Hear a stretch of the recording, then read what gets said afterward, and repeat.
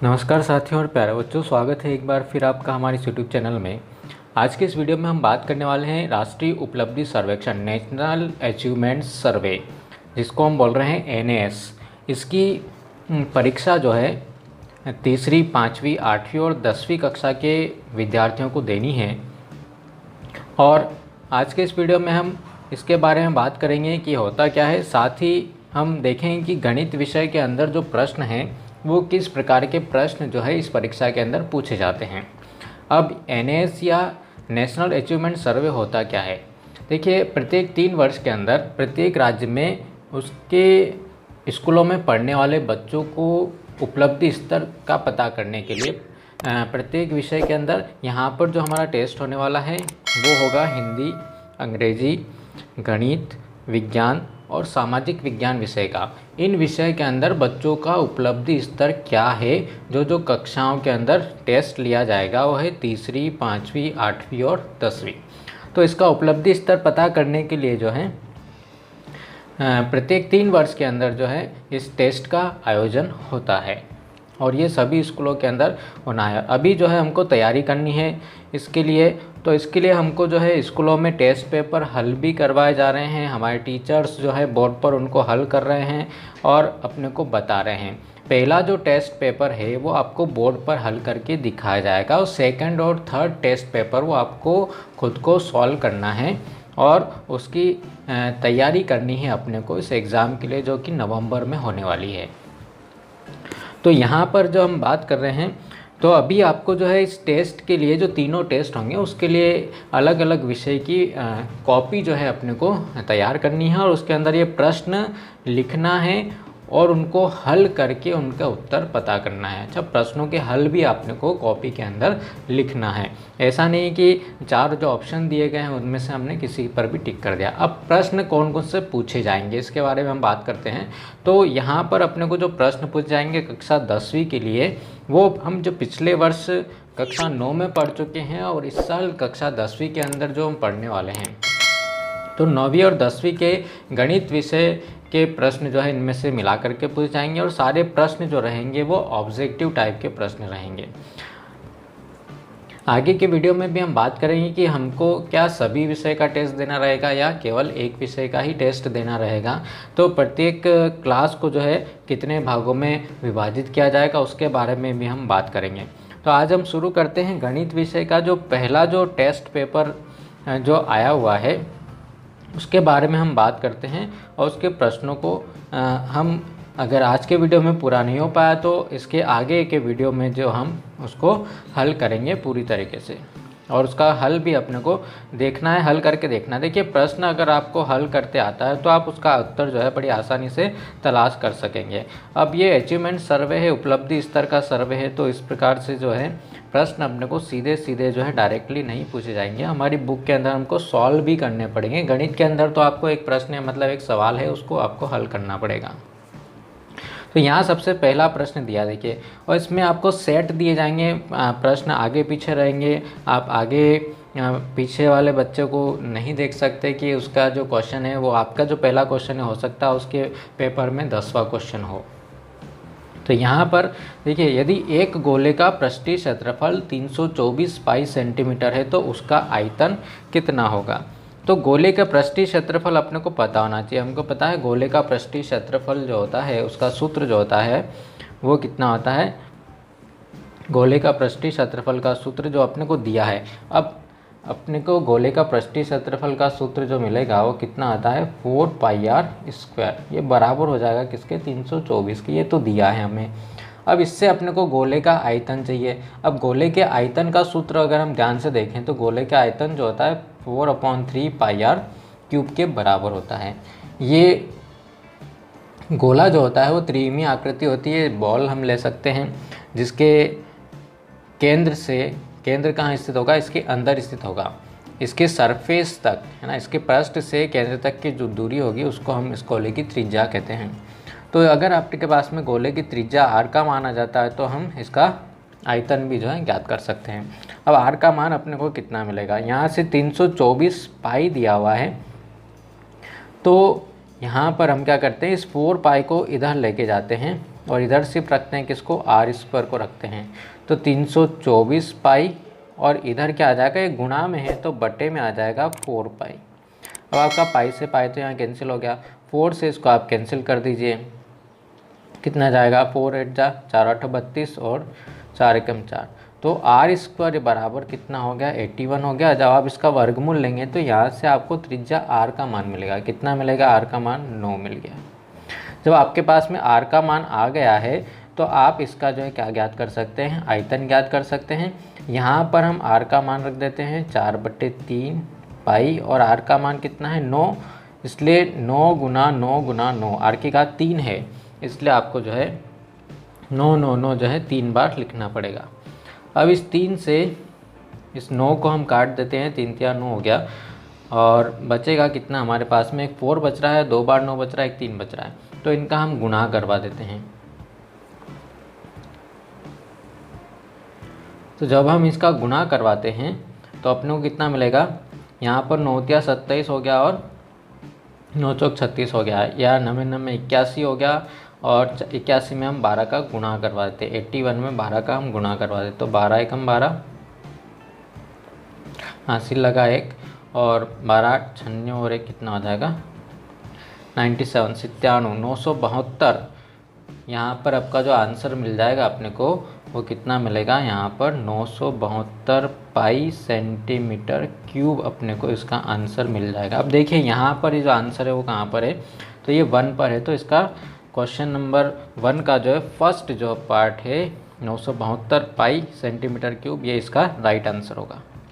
चलिए बढ़ते हैं हम अपने दूसरे प्रश्न की तरफ। दूसरा जो क्वेश्चन है वह किसी लंबवृत्तीय बेलन के आधार का क्षेत्रफल 154 सेंटीमीटर स्क्वायर है और उसका आयतन जो है 6160 घन सेंटीमीटर है। तो उस बेलन का वक्र पृष्ठ का क्षेत्रफल अपने को ज्ञात करना है और पाई बराबर मान लेना है 22/7 अपने को मान लेना है। तो दोनों चीज़ें हमने लिख ली है, बेलन का आधार 154 सेंटीमीटर स्क्वायर और बेलन का आयतन 6160। अब इसका क्या ज्ञात करना है, वक्र पृष्ठ ज्ञात करना है। अब वक्र पृष्ठ का सूत्र जो होता है उसके ऊपर पहले ध्यान देना है अपने को। देखिए 2πRh, बेलन के वक्र पृष्ठ का सूत्र कितना होता है, 2πRh होता है। अब इसके अंदर अगर अपने को बेलन की त्रिज्या और उसकी ऊंचाई दोनों मान अगर मिल जाते हैं तो अपन वक्र पृष्ठ का क्षेत्रफल ज्ञात कर सकते हैं। तो यहाँ पर देखिए बेलन का जो आधार होता है वो कैसा होता है, वृत्ताकार होता है और इसकी जो त्रिज्या होगी वो कितनी होती है, r होती है, और ये h जो है बेलन के दोनों सिरों पर क्या होते हैं, वृत्त होते हैं।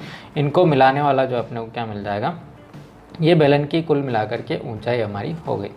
तो बेलन का आधार वृत्ताकार होता है और आधार का क्षेत्रफल मतलब वृत्त का क्षेत्रफल, और वृत्त के क्षेत्रफल का सूत्र कितना होता है, πr² होता है। तो ये कितना हो जाएगा 154। अब आपको बोला गया है पाई का मान कितना लिखना है अपने को, 22/7 लिखना है, तो 22/7 लिख दिया, बराबर कितना मिल गया 154 के बराबर मिल गया। इसको इधर हम हल कर लेते हैं। अगली स्टेप में अपने को मिलेगा r² बराबर कितना मिला, ये 22/7 को हम उधर लेकर के जाते हैं 154। जब 7 बटे में है तो कहाँ चला जाएगा, गुणा में, और 22 जो है गुणा में है तो कहाँ आ जाएगा, बटे में आ जाएगा। तो यहाँ से हम इसको कैंसिल कर देते हैं, कितना मिलेगा 22 7 154। तो r² बराबर कितना मिला, 7 गुना 7। अब 7 का एक जोड़ा बन गया, जब हम इसका वर्गमूल लेंगे तो r का मान कितना मिलेगा अपने को, 7 सेंटीमीटर के बराबर मिलेगा। ठीक है। अब बेलन का आयतन, r का मान तो हमारे पास में आ गया, यहाँ पर जो हम इसमें मान रख देंगे 2 गुना 22/7 गुना r का मान कितना 7, और h का मान, ये h का मान कहाँ से मिलेगा अपने को, यहाँ से मिलेगा बेलन का आयतन। अब बेलन के आयतन का सूत्र कितना होता है, बेलन के आयतन का सूत्र होता है πr² बराबर 6160। ठीक है। अब इसके अंदर अपने को क्या करना है, पाई का मान रखना है कितना 22/7, r का मान 7 गुना 7 आया, h का मान अपने को ज्ञात करना है, तो इसको हम हल कर लेंगे। तो इधर अपने को सिर्फ h को इधर रखना है, बाकी सबको उधर लेके जाना है। 6160 गुना ये नीचे वाला 7 ऊपर आ गया, और बटे में कितना मिलेगा अपने को 22 गुना 7 गुना 7। एक 7 से ये 7 तो आपका कैंसिल हो गया। अब इसको अपने को काटना है, 11 से काट देते, देखिए 11 से भाग जाएगा, 11 दूनी 22, यहाँ पर 11 एकम 11 पंजे 55 मिलेगा और 6 मिल गया, 11 छंग 66 और 560 मिला ऊपर अपने को। और इस 7 से भी हम काटे तो 7 आठे 56, 80 मिल गया और 2 से भी काटा तो कितना मिल गया, 40 मिल गया।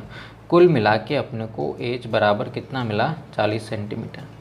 ये एज का मान अपने को कहाँ रखना है, यहाँ पर हम इसमें पुटअप कर देते हैं, किधर, यहाँ 40।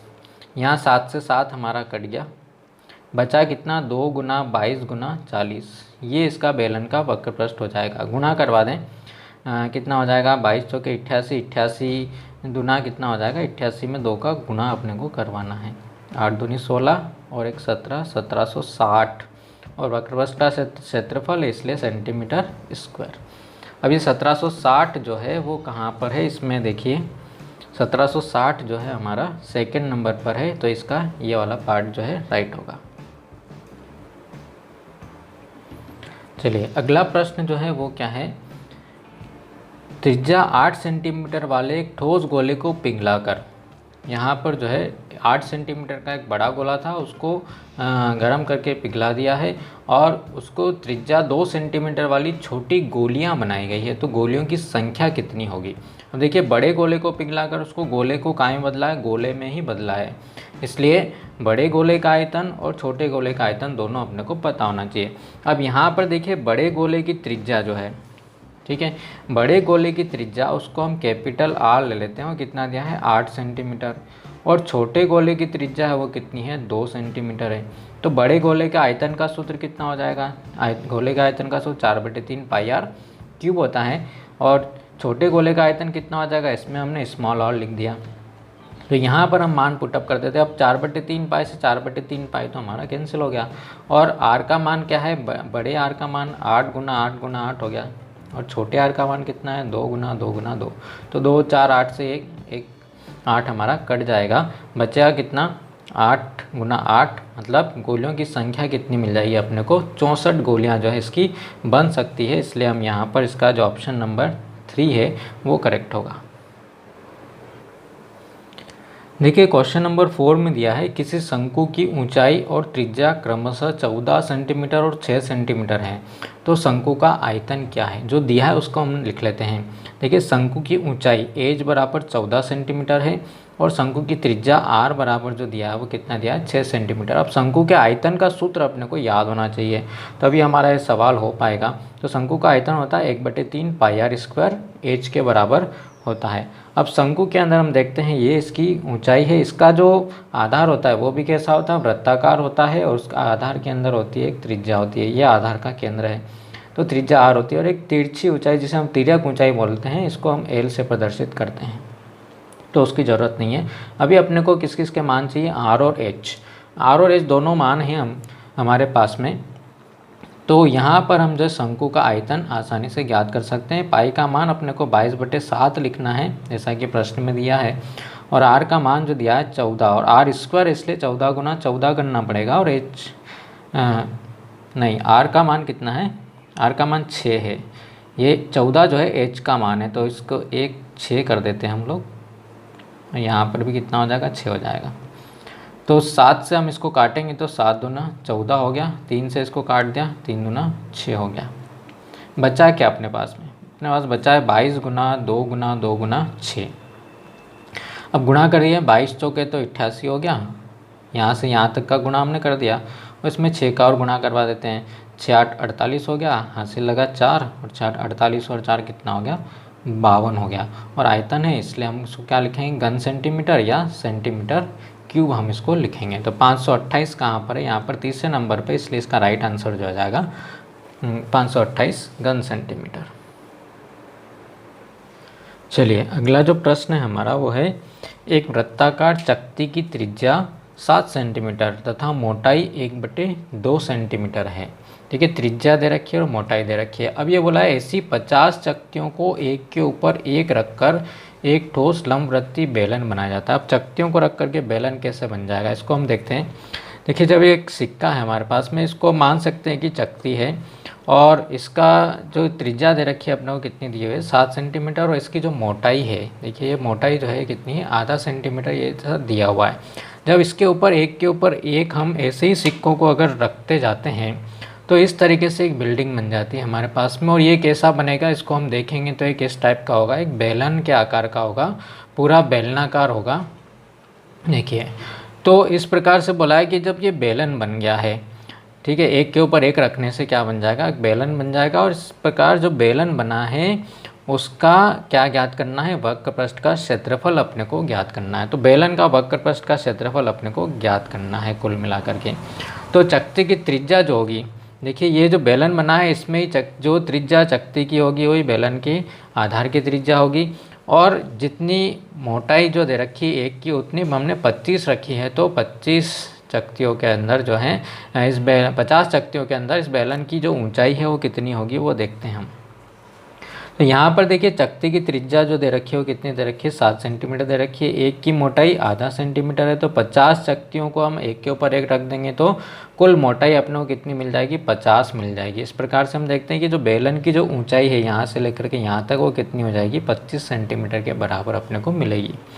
अब देखते हैं बेलन का वक्रपृष्ठ का जो सूत्र होता है वो 2πRh होता है, मतलब r का मान और h का मान अगर दोनों हमारे पास में हैं, r का मान 7 है, h का मान ये है, तो हम बेलन का वक्रपृष्ठ जो है वो आसानी से निकाल सकते हैं। देखिए इधर भी बेलन बन गया, एक के ऊपर एक रखते जाएंगे हम तो इस प्रकार अपने को बेलन मिलेगा।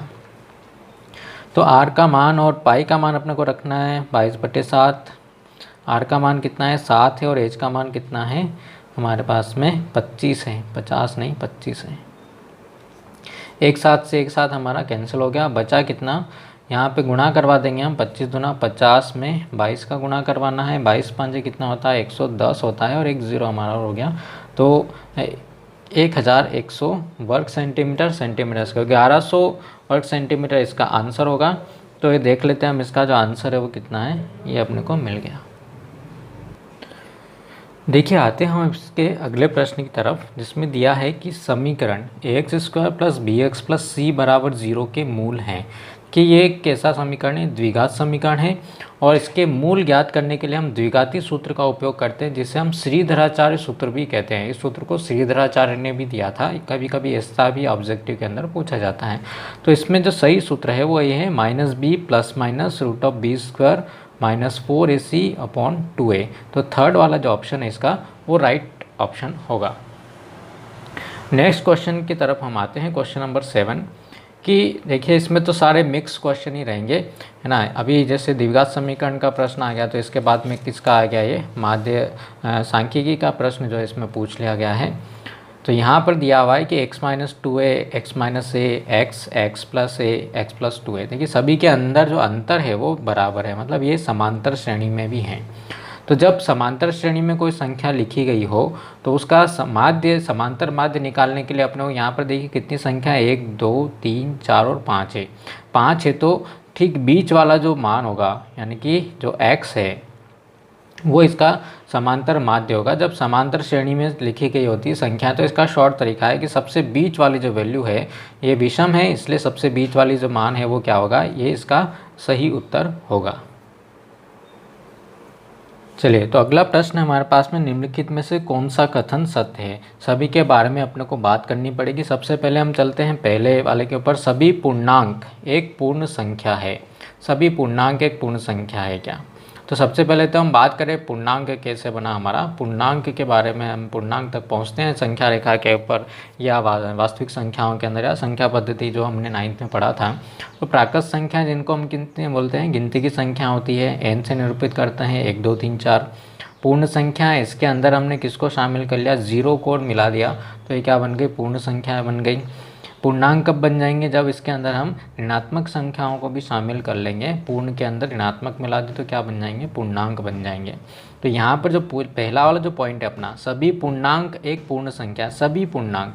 अब पूर्णांक के अंदर तो -1 -2 -3 भी आता है, ठीक है। तो ये जो -1 -2 -3 ये पूर्ण संख्या नहीं है, इसलिए ये जो हमारा कथन है ये पहला वाला तो कैसा हो गया, असत्य हो गया। हमको सत्य कथन इसमें से ढूंढना है।